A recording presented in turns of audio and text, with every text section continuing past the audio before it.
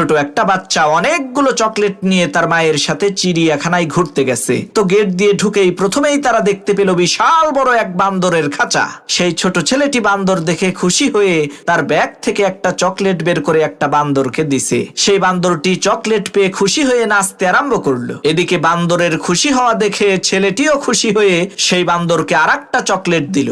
বান্দর তখন আরো নাচা শুরু করলো। তখন সেই ছেলেটি খুশি হয়ে বান্দরকে আরেকটা চকলেট দিল। এইভাবে দিতে দিতে সে একটা বান্দরকেই সবগুলো চকলেট দিয়ে দিল। এই দৃশ্য দেখে সেই ছেলেটির মা বলল, বাবা তুমি এই একটা বান্দরকেই সবগুলো চকলেট দিয়ে দিলে কেন?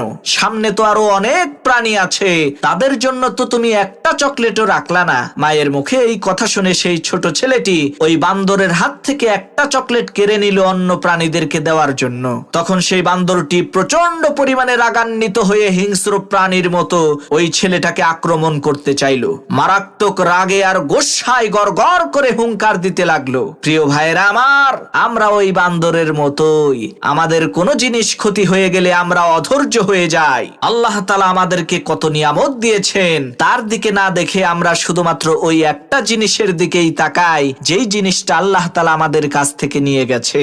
আরে একটা বারও তো আমরা চিন্তা করি না যে যেই আল্লাহ নিয়ে গেছে সেই আল্লাহই তো দিয়েছিল।